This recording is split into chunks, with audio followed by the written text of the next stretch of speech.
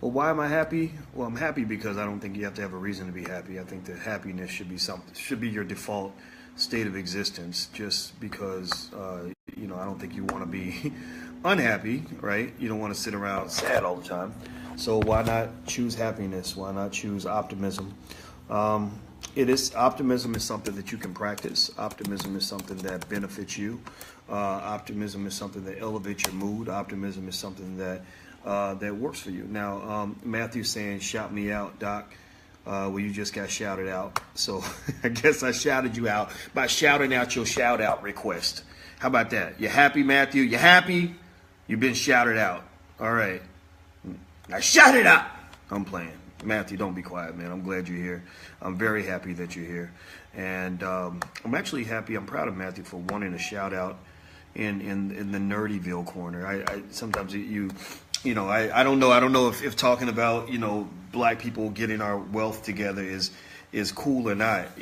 I wish it was cool, but personally, I think being broke ain't cool, and I think having a lot of money is cool. I mean, the rappers all talk about having money, so why wouldn't you want to learn financial literacy? Because I tell you what, if you ever want to make a lot of friends, if you ever want to be instantly the coolest person in the room, get you some money in your pocket. If you got money in your pocket, you'll be like the coolest thing ever. So no matter how nerdy I am, there are places I can go and people think I'm super duper cool. Anyway, give me 1 second here.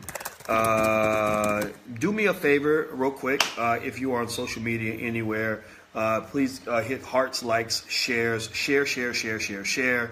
And please tell everybody about the revolution. The revolution is being televised. It's being televised here.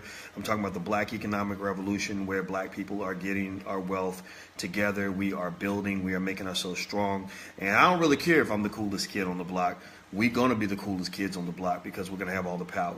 The stories are told by the people who have power. So let's get some power. That's what real black power is. Black power does not exist without economic power. So give me 1 second here. Let's see here. So make sure you also subscribe. Make sure you subscribe. And also, if you want to get text notifications of when I go live, write this down. Write this down right now. I want you to text the word Boyce, B as in boy, O-Y-C-E. Text the word Boyce to 31996. Text the word Boyce to 31996. Now, if you're international, it won't work for you internationally. But if you are domestic, then you can get notifications when we go live, and I can send you stuff. Or you can also subscribe at intellectualchocolate.com.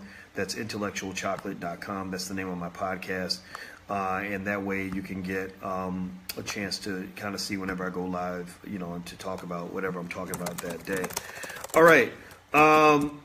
Okay, so let me ask you guys this. Do me a favor. Write something in here. Give me 3 words.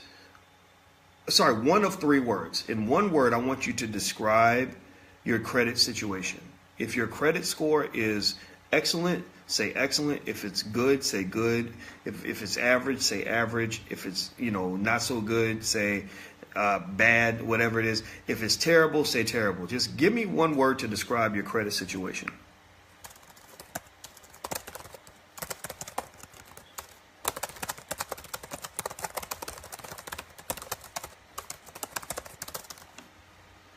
Okay, let's see here. I'm seeing, hold on, give me a sec. Okay. I am seeing Hassan says perfect. Kay says average. Mina says trash. Matthew says terrible. Kimberly says bad. Herbert says average. And I really want to say, Sasha says terrible.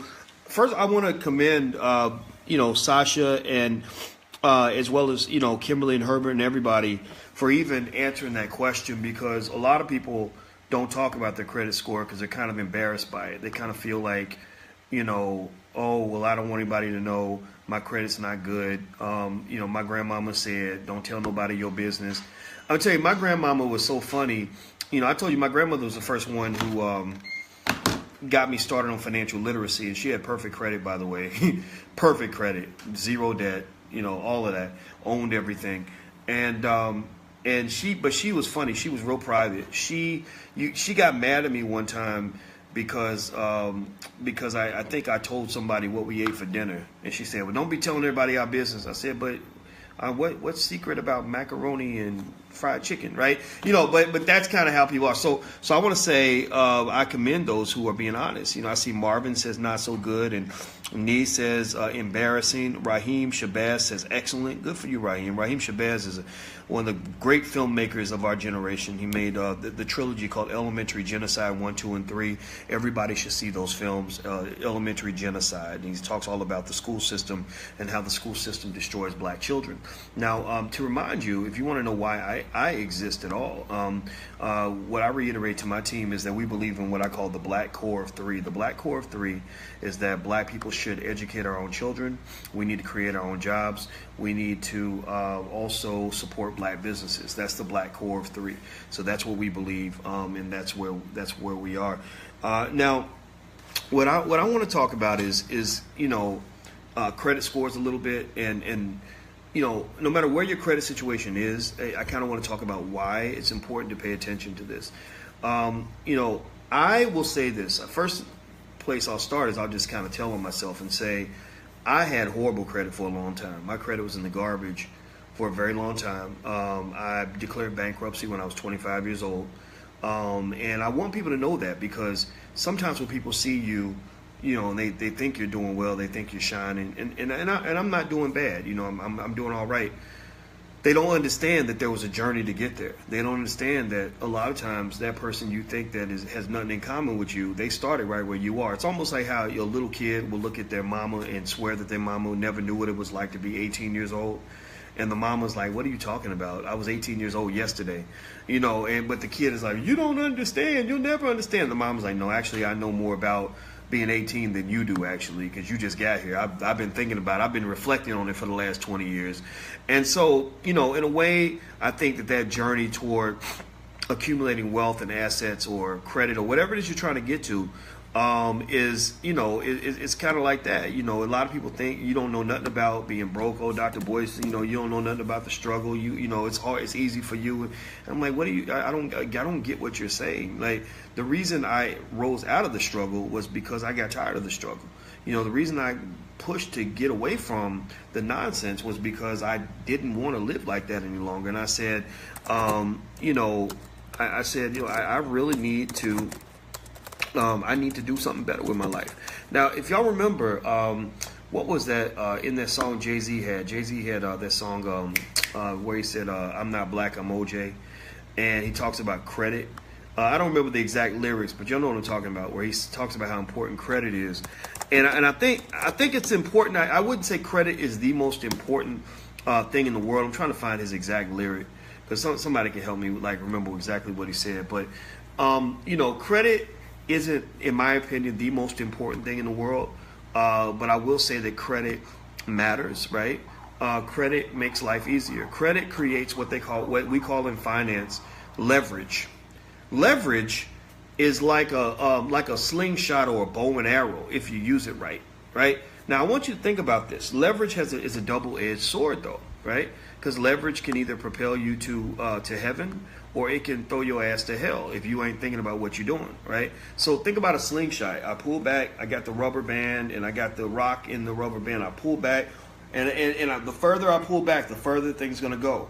Now imagine if I'm blind or I'm not paying attention, and I pull that sucker back and I let that rock go. I might kill somebody with it. I might kill myself with it, right? But if I aim it properly and I have a specific goal or an obstacle I'm trying to get through, then that pulley, that slingshot, can help me accomplish a lot of goals. Or also another way to think about leverage is like a seesaw. You imagine a seesaw is where you have the thing in the middle, and then if this side is up, this side's down, something comes down on that side, and this side goes up. So leverage is kind of like, a lot of leverage would be a situation where you have a big seesaw that's way up in the air, and imagine dropping a big 2-ton rock on one side of the seesaw, and if you're sitting on the other side of the seesaw, that sucker will throw you up in the air, right? So if you use leverage right, if the seesaw is set up properly, then leverage can be the ultimate come up. Leverage can throw you up higher than you've ever thought about going. And that's a beautiful thing, right? That's something that can allow you to live your wildest dreams. That's how you've seen people build massive billion-dollar companies, is because somebody gave them access to a little bit of leverage. Somebody gave them access to a little bit of debt. Debt. So this idea that debt is always bad is totally wrong. It's totally wrong. Stop right now. Let go of the idea that debt is always the devil. Debt ain't always the devil. Debt ain't always bad. I know some of y'all, if you pay attention to financial voices that are out here in the world, you might hear a guy like Dave Ramsey, and I like Dave Ramsey a lot and the way he teaches. I think he's good he's good common sense, good folk type of guy. But I've never really heard him really talk about the nuances of debt. Now maybe he has at some point, but I haven't heard him say anything about debt other than debt is bad, debt is the evil, debt is the devil. And as a financial theorist, expert, a person who's kind of done a lot of this stuff for a long time. I taught thousands of college students on this. I can just tell you that the theory says debt is not always bad. Because think about it, it's like saying that a gun is always bad.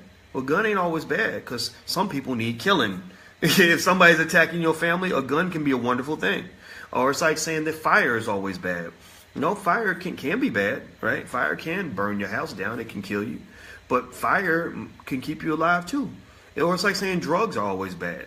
You look at when my brother Tyrese, the singer, started going crazy on the internet and started talking like he's a madman and lying and saying Will Smith loaned him $5 million when he actually didn't. But then again, maybe he was lying, maybe he wasn't, maybe he was just trying to cover Will's tracks. I don't know, but it was really weird, and people were like, why is he on the internet crying like a baby? And I paid $13,000 a month. What more do you want from me?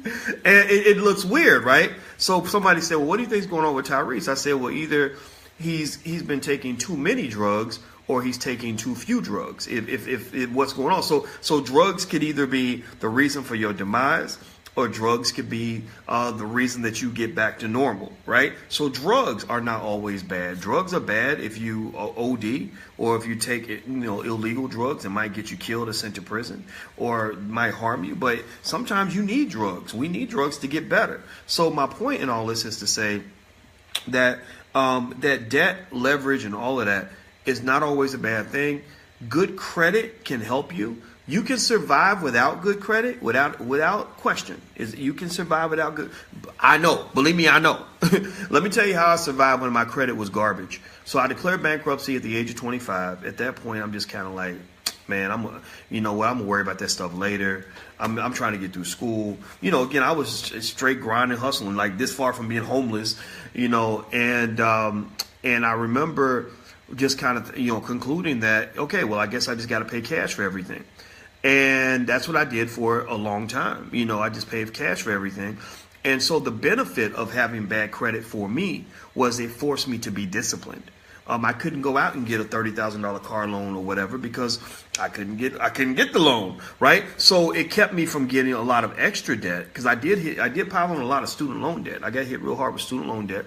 I don't regret it, but I think anybody that's being killed by student loan debt, you should probably consider getting a side hustle or something like that, because I really don't think the weird thing is that when you've got like $100,000 in student loan debt, and you live in a country where the average American can't even save $2,000, it's almost like somebody saying you need to get from New Hampshire to China, and you got to walk, right? You can't really walk to China. Maybe you can walk to California, get on somebody's boat, and then that'll take you to China. But even then, it's going to take you a long time to get there. The better way to get to China is to get an airplane, right? And so, or at least a fast car, so you can drive to California and get a boat ticket or something, or a plane ticket. And my point in all this is to say that in America, people can't afford to pay student loans. They can't. The jobs that are out there are not paying very much. You just really can't. I mean, you're making $4,000, bringing home $4,000 a month, and half of that is or not half. Let's say at least a third of that is going to the government, and you're paying $1,200, $1,300, $1,400 a month in rent or mortgage. Well, probably rent, because a lot of people don't got the credit to get a mortgage. At least they don't feel like they do. And then you got your other expenses. So you're saving, you got a few $100s left over. How you going to handle $150,000 in debt? You got a lot of students that are in that predicament, and I don't really know exactly what to recommend other than to say you got to find a way to make more money. You can keep cutting the financial fat out, like you can keep slicing away, but eventually you keep slicing the fat, you're going to hit some bone, hit some muscle and bone too. You're going to get to the point where you cutting into stuff that ain't supposed to be cut into. And I would say instead, just get you an extra layer of fat, which is financial fat, get an extra layer of protection by learning side hustles, learn how to supplement your income. When I was trying to get my budget right, because this is when I finally woke up and said, okay, I need to fix my credit. One of the ways I started confronting the little bills, the little debts that I owed was I got a side hustle, and I just dedicated my side hustle money to knocking out those little bills, knocking out those little debts. And that way I could do it without it distracting from my ability to enjoy the money that I was making. I didn't want to live like a pauper. I didn't want to live like I spent, I don't know how many years. I was in school till I was 31. I didn't want to live like a broke person anymore. I just was like, no, I'm gonna live for the day. Forget this. But at the same time, that mindset isn't always healthy. You have to think about tomorrow too. And so ultimately, there are ways to survive with bad credit. But I don't recommend it. I recommend confronting the issue. The other thing I was thinking about is that really the main reasons that a good credit score really benefits you. Here, I'm going to tell you the reasons why a bad score can hurt you. Then I'll also tell you the reasons why a good score can help. The two main things that I think, really sort of three things really that a good credit score can do for you is one, it can help you get a house. Everybody you need to own a house, man. So because the thing is, you don't get ahead in the economic game if you don't own nothing. So you can't rent for the rest of your life. Renting cannot be a permanent state of existence. You must have it as your primary goal to say, let me figure out what I need to do to get a home. Over the blackrealestateschool.com, Andre Hatchett and those people, they got so many solutions on buying homes. I'm talking about people with very little money, bad credit, all of that, the FHA loans, they got stuff out there, but if you don't take time to go learn it, then you'll never know it, right? So Andre's URL, by the way, is theblackrealestateschool.com, and they ain't got nothing but black people over there who understand real estate, and they understand two things. They understand real estate and they understand black people problems. Right? Like white folks will say something weird like, well, I started my first business because my dad's, my dad's brother, or my uncle, my uncle gave me $250,000 to get started, and that's how I got off the ground. And you're looking at them like, okay, you're speaking Chinese to me right now, because I ain't got uncles that got $250, let alone $250,000. So you're losing me right now. But at the blackrealestateschool.com, they understand black people problems, and they know your uncle ain't got no money. They already met your uncle because they got the same uncle in their family, and they help you figure out ways around this. And these are black people who have started from the bottom and owned assets and done everything and got it all done. Jay Morrison, guys like that. I mean, they get it. They understand. So you learn from people like that so you can get yourself into a house so that every month you're paying rent. You're not buying a house for a landlord. You're buying a house for yourself. Because when you pay rent, because the game in real estate is that people will rent a property out because they're like, oh, these tenants don't realize that when they're paying rent to me, they're actually buying the house from me, right? So it's kind of like a weird sort of thing, right? The question is, do you want to be a player or do you want to be played? Do you want to be the pimp or do you want to be the hoe? Because unfortunately, capitalism is a pimping and hoeing system. That's what it is. I'm not saying you should try to exploit anybody or harm anybody. Everybody is free in America to make their own decisions about what they want to do with their money. But look, hey, if somebody is only thinking about, you got the long-term thinkers and the short-term thinkers. So if you're a long-term thinker, you're thinking, let me buy this property so that I can rent it out. Well, who are you going to rent it out to? You're renting to people who are only thinking about next month. A lot of these, again, it's not as if they can't afford to buy the house because they're buying it for you. They're going to buy it for you. So you're the landlord. You own the house.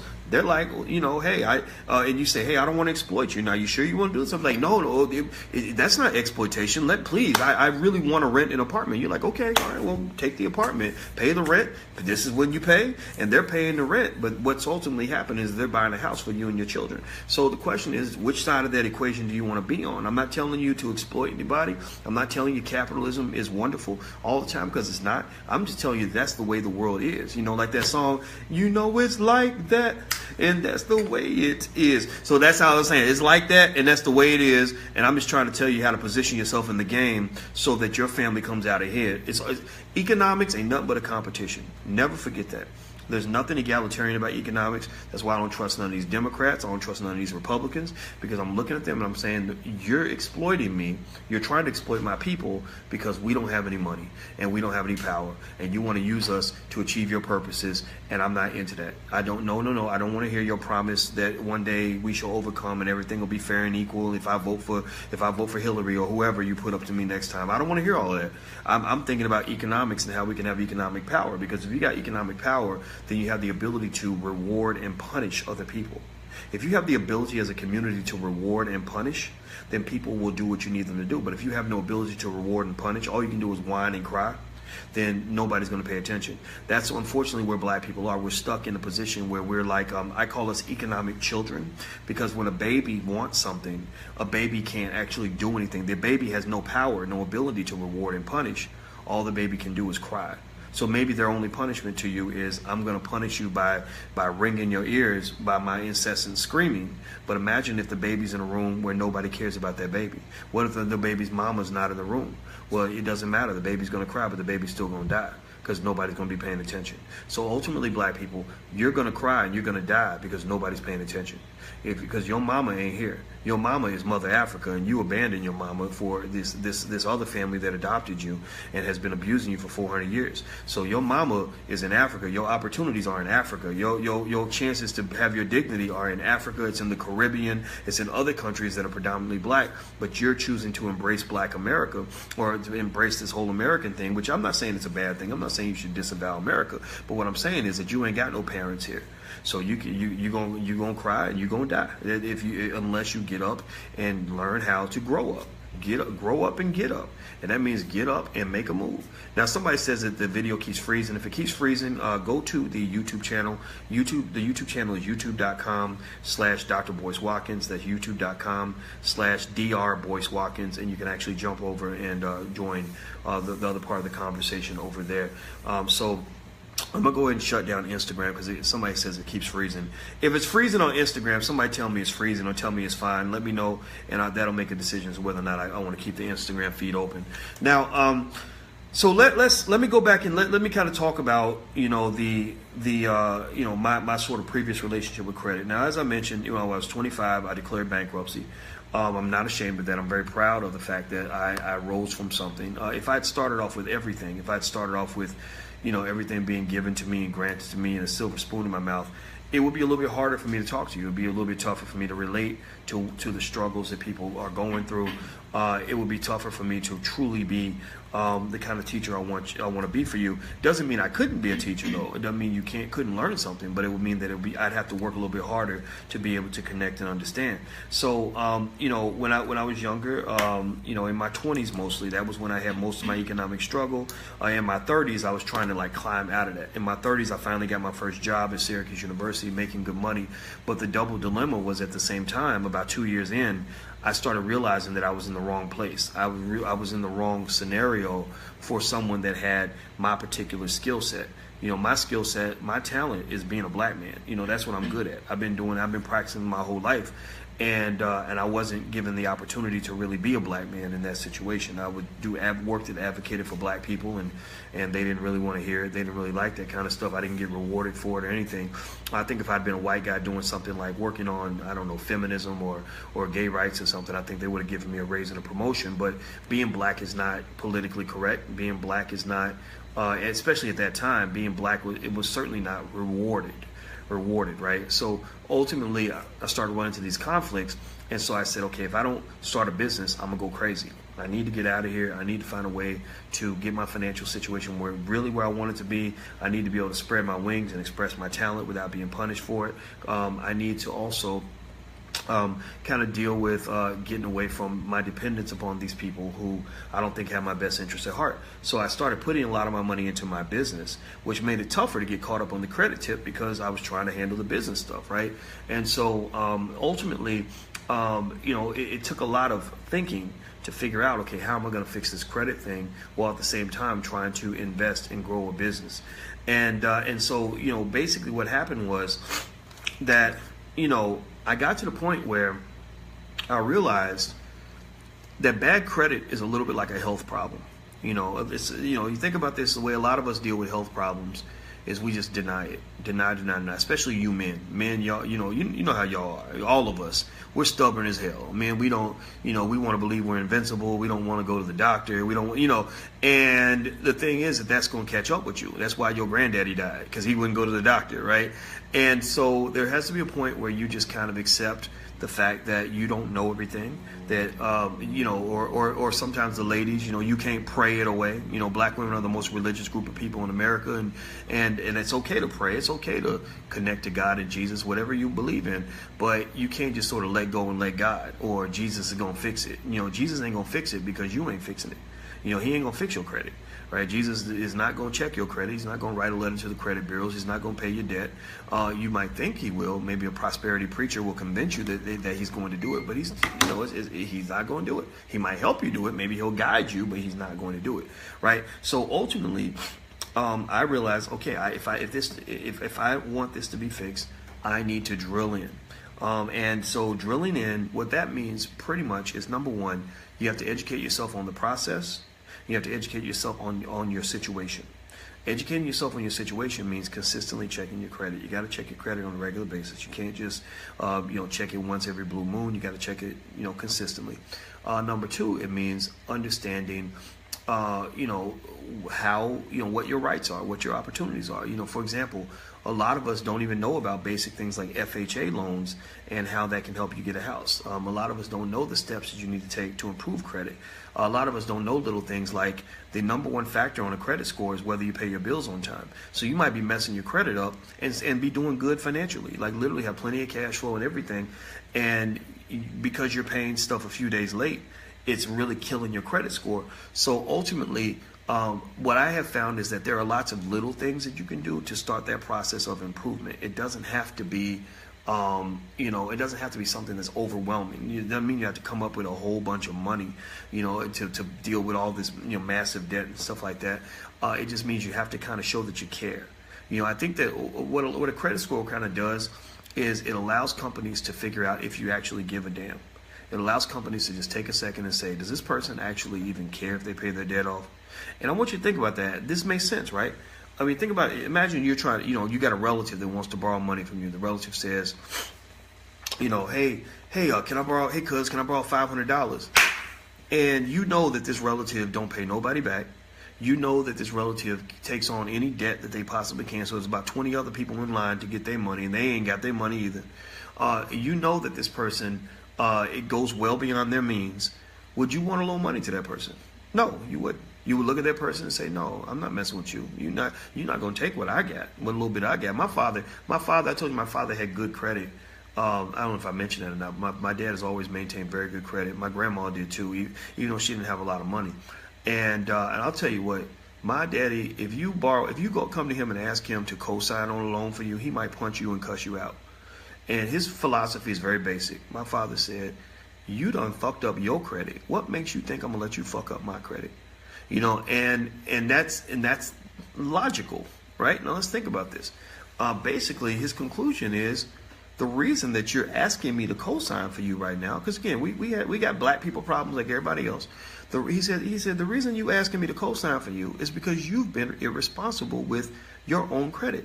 So if I know you don't give a damn about your own credit, what makes you think that you're gonna give a damn? What makes you think that I'm gonna believe that you're gonna give a damn about my credit? Well, I mean, seriously, think about that. They're asking you to co-sign, and they're asking you because they destroyed their own situation. What makes you think that they're gonna take care of your stuff better than they took care of their own?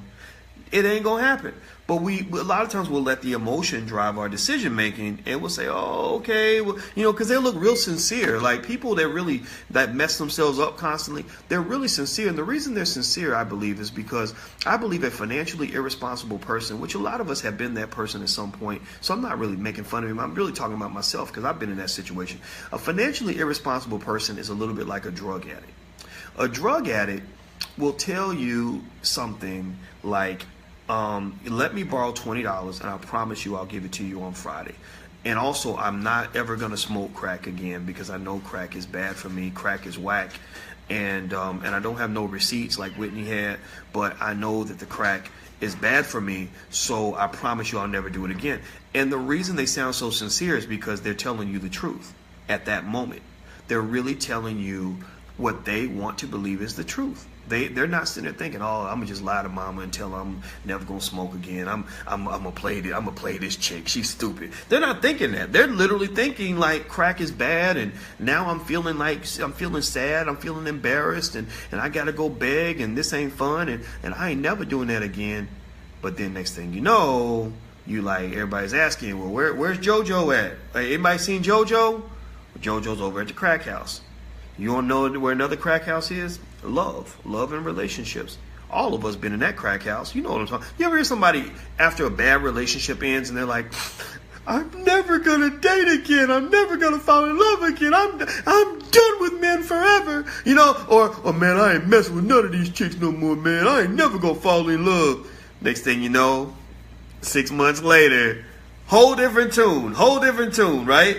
And then it goes in the reverse too, right? Where they deeply in love with somebody on Tuesday, and then by next Tuesday, it's like, I want to kill him, right? I hate his guts. He's a horrible person, right? So ultimately, money has that same sort of emotional swing set for you. You know, what I found with my relationship with money was that when I got my paycheck, you could not tell me that I wasn't P. Diddy and Warren Buffett all rolled up into one person. When I got that check, I felt like King Tut. I felt like I had more money than anybody on this earth. I felt like I was never going to run out of money. I mean, I got bands on top of bands, stacks on top of stacks. I'll show you, I'll show you my little Guyanese money. Guyanese money makes you feel like a real baller because everything's in thousands, right? So I got $5,000 bills, $1,000 bills, a $100 Guyanese bill. It ain't nothing but 50 cents, but it makes you feel important. And I would literally feel like I could never run out of money. So think about this. So I'll give my little check, about $200 from Taco Bell. You know, again, I need to remind y'all that so y'all don't think I always had money, right? And I would literally be thinking, oh, what's another $2 here or $5 there? I got $200, right? So you spend $2 here, $5 there, $10 here. Oh, sure, you're making it rain on people because you're feeling generous and you're feeling powerful. And then you reach in your pocket for another $5 and there's nothing there, right? And you're like, wait, what happened? How did this money go? And it was like the magic trick that would happen over and over and over again, and I did not understand. You know, so my point, going full circle on this, because we are talking about credit, we're not just talking about all the financial stuff. But what I found is that when it comes to like bad financial decisions that lead to bad credit, a lot of people don't understand. If they don't have self-awareness, they don't understand why it's all happening. They feel sorry for themselves because they really feel like they've been victimized by something, and they don't realize that they are also the victimizer. They don't, you know, they act like somebody else did it to them, right? So when they come to you and ask you to co-sign, they really are truly sincere. They really are like, you know, I promise you this, I promise you that, and then they keep coming up short. Well, and they're going to disappoint you because they're disappointing themselves at every step of the way. So co-signing for people is a really bad idea. That's a great way to ruin your credit.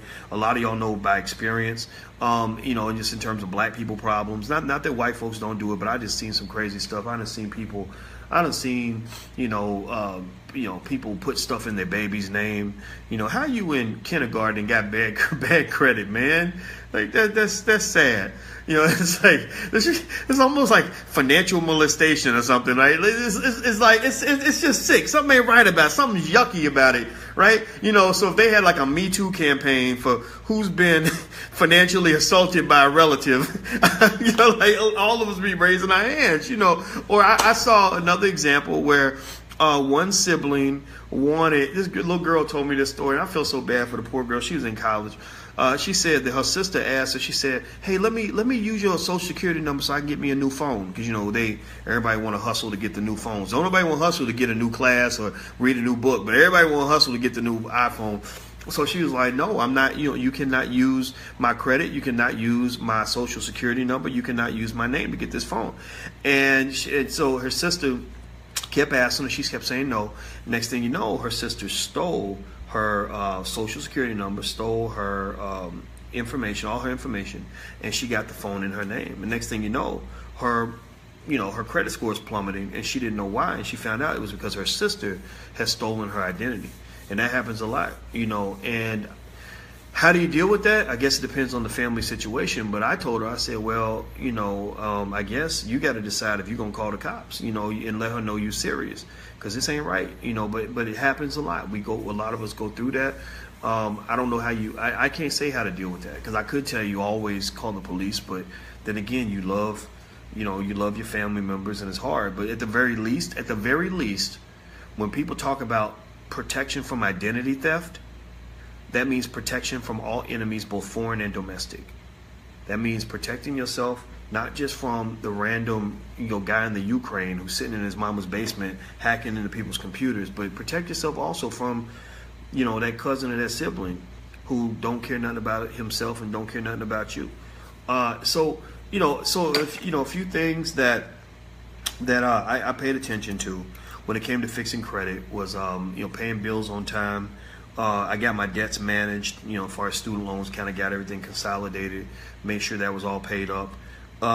Also, if you have like little dings on your credit, a lot of that stuff, some of that stuff, these creditors, a lot of them will negotiate with you. Like they'll let you, pay off like at a percent on pennies on the dollar, because they're like, well, we thought we weren't gonna get nothing from you. Like Steve Harvey used to say, like, when can we expect payment? The lady would be like, well, sir, when can we expect payment? And he'd be like, well, you can expect payment anytime you want.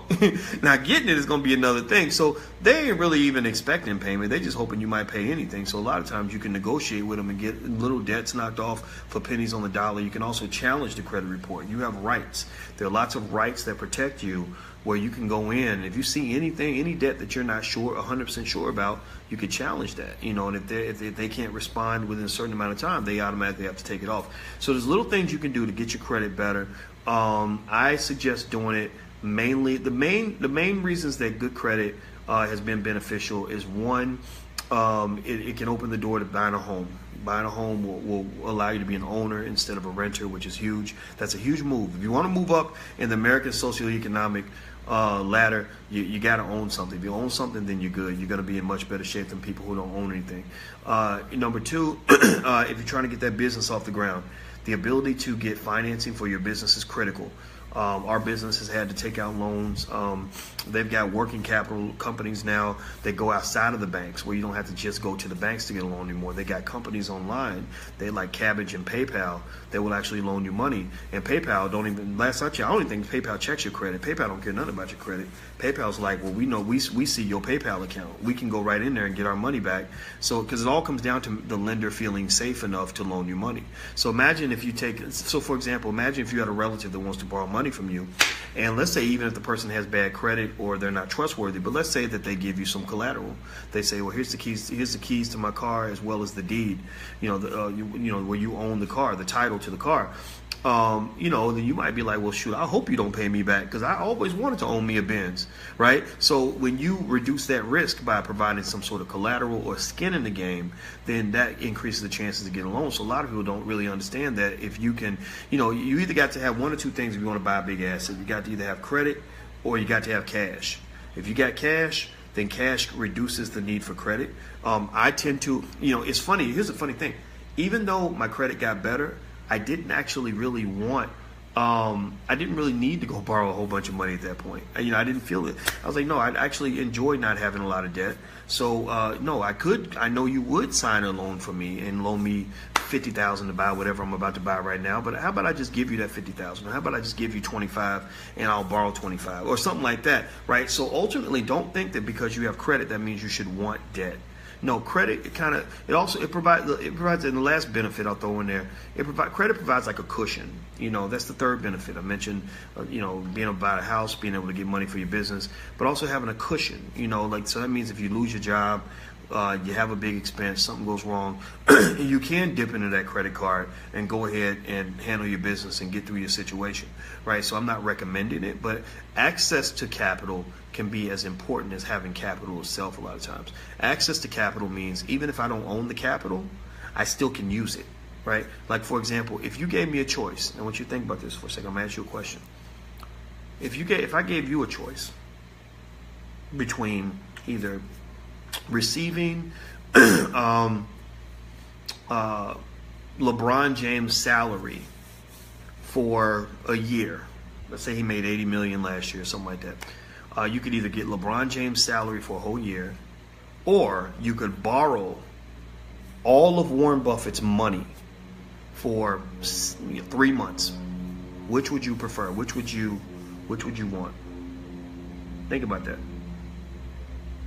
A loan or cash? Well, if you're smart, then you know that the reason I asked that question is because the answer is not obvious. See, a lot of people would just want the cash.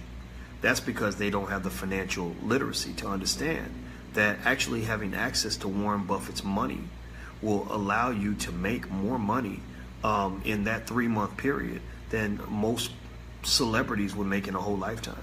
I can't do the math. I don't have the math in front of me right now, but if I'm not mistaken, I want to say during that period of time, with most reasonable investments, a person could easily make a couple of $1 billion just by controlling Warren Buffett's money. Literally, you can make $1 to $2 billion over that 3-month period. Maybe it's about $1 billion. I don't know. I got to do the precise mathematics on it, but it's a lot more than 80 million. Let me just say that. Why? Well, because when you have access to capital, capital can be used to make money. It's an asset. It's something you can invest. Right? So you take that Warren Buffett money, next thing you know, you got it invested in stocks, you got it invested in capital projects. You could buy some bonds with it. You can go out and do a lot of things with that money that will allow you to make money off of that money. You follow me? So at the end of the day, access to capital is very, very important, and you shouldn't forget that as you're trying to build wealth. So that's my story about my credit. We do have a credit program, credit mastery program that we've created in the Black Business School. If you want to check it out, you can get the first month free. Just go to drboycecredit.com. That's drboycecredit.com. If you also want your children to get started on their wealth building journey, we have a Black Business School for Children, which is one of the, I don't know of any other Black Business School for children anywhere in the world. You can check that out at blackmillionairesoftomorrow.com. That's blackmillionairesoftomorrow.com. So feel free to check that out. Everything you need to know is out there. All the help and mentorship you need is out there. And it's available from Black people who care. So I hope you take a second and take a look, because what we offer is far better than what you get on the college campus, because we actually care and we want to see you do well, and we're going to be with you every step of the way. So anyway, guys, I'm about to go. So take care, and make sure you have a great day, and make those decisions. Move forward with your life. Don't be scared. You can do it. I'll talk to you soon. Bye-bye. Peace.